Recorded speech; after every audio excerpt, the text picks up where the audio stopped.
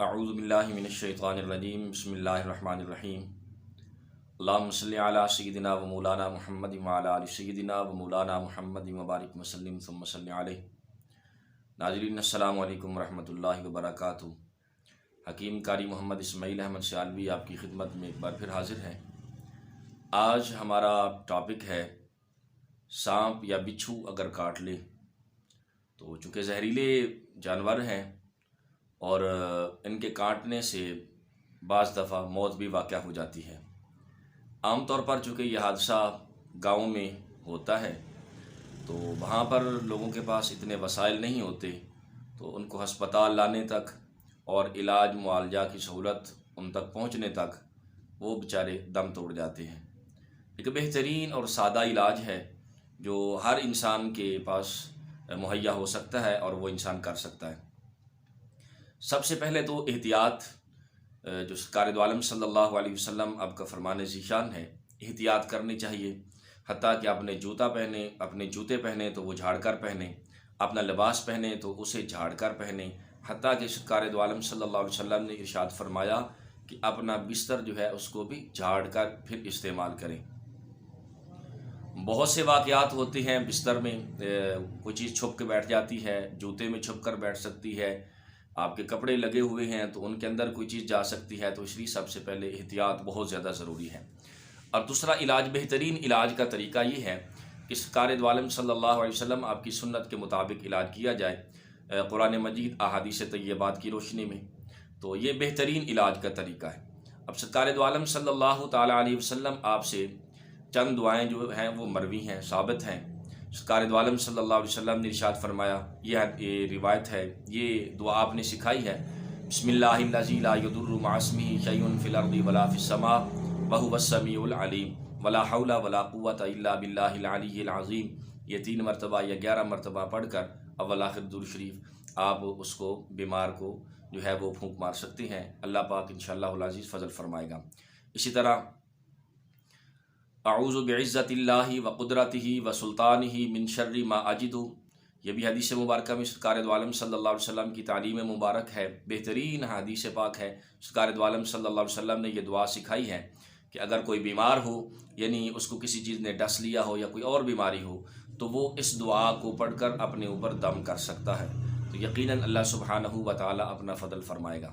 اب ایک سوال یہ ہوتا ہے کہ جو نقصان دینے والی چیزیں ہوتی ہیں، آیا کہ ہم ان کو مار سکتے ہیں یا نہیں؟ بے شک مار سکتے ہیں۔ ہر وہ چیز جو انسانی جان کو نقصان پہنچا سکتی ہے اور خدشہ ہے کہ یہ کسی کو نقصان پہنچا دے گی، تو اس کو مار دینا یہ افضل ہے، یہ بہترین طریقہ ہے تاکہ کسی کی جان بچ سکے۔ اب آتے ہیں علاج کی طرف، دیسی علاج کی طرف۔ ایک بہترین علاج ہے اور بڑا زبردست علاج ہے، وہ یہ کہ جس پر کسی انسان کو جہاں پر سانپ نے یا بچھو نے ڈسا ہے، کاٹا ہے، تو اس کے اوپر عق کا دودھ ڈالیں۔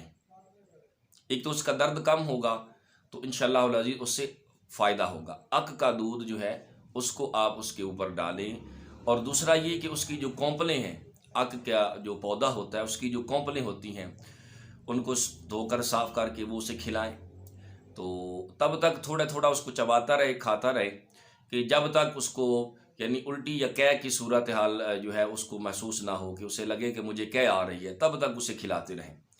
اس کا فائدہ یہ ہوگا کہ یہ ایک بہترین تریاق ہے، یہ ایک بہترین تریاق ہے۔ عق کا جو کونپلیں ہوتی ہیں اس کا، یہ اس جو ہوتا ہے سانپ یا بچھو، اس کا جو زہر ہوتا ہے اس کو ختم کر دیتے ہیں۔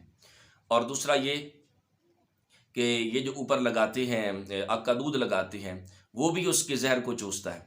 اب یہاں پر بات علاج کی ہو رہی ہے تو عام طور بتاتا چلا جاؤں کہ ایک بعض لوگوں میں مشہور ہے کہ جی سانپ کا منکا ہوتا ہے بعض لوگوں کے پاس، اور وہ جہاں پر رکھتے ہیں تو وہ جو ہے زہر چوس لیتا ہے۔ حقیقت یہ ہوتی ہے، اس کی وجہ یہ ہے کہ وہ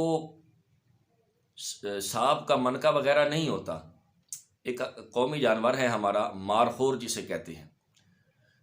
عربی میں، فارسی میں مار کہتے ہیں سانپ کو، اور خور کہتے ہیں کھانے والے کو، چونکہ وہ جو جانور ہے وہ سانپ کھا جاتا ہے۔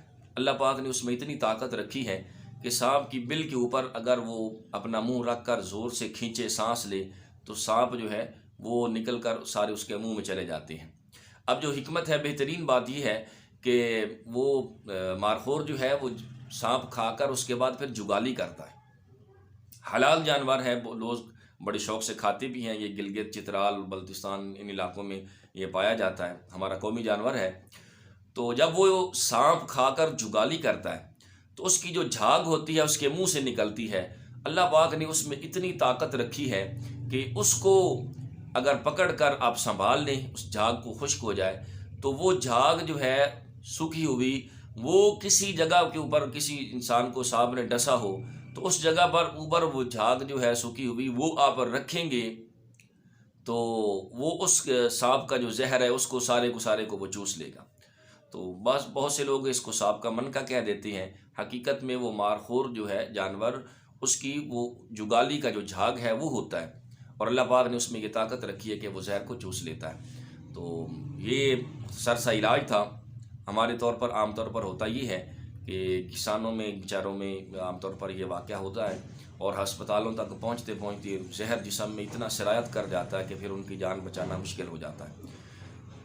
تو مارخور کی اگر وہ جھاگ تو اویلیبل نہیں، ممکن ہر انسان کے بس میں نہیں، لیکن اگ کا دودھ جو ہے وہ ہر انسان کے بس میں ہے۔ ہمارے علاقوں میں، قصبوں میں، گاؤں میں بے تحاشا جو ہیں وہ اگ کے پودے موجود ہیں، تو اس کا جو دودھ نکالیں اور وہ اس کے اوپر لگائیں، اس کا جو درد ہے وہ بھی ختم ہوگا، اور اس کا جو ٹائم ہے، زہر ہے، اس کو بھی وہ تھوڑا بہت اثر کرے گا۔ اور دوسرا یہ کہ اس کی کونپلیں جو ہیں وہ اس کو کھلائیں، تو یہ ایک بہترین تریاق ہے اور یہ اس کے زہر کو ختم کر دیتا ہے۔ اللہ سبحانہ و تعالی ہمیں زیادہ سے زیادہ انسانیت کی خدمت کی توفیق نصیب فرمائے۔ اللہ سبحانہ و تعالی میری حاضری کو قبول فرمائے اور اس کے توسل سے ہزارہا لوگوں کی جانوں کو محفوظ فرمائے۔ انشاءاللہ ملیں گے ایک پھر نیکسٹ ویڈیو میں، تب تک کے لیے اللہ حافظ۔ اپنا بہت سا خیال رکھیے گا اور اس چینل کا بھی۔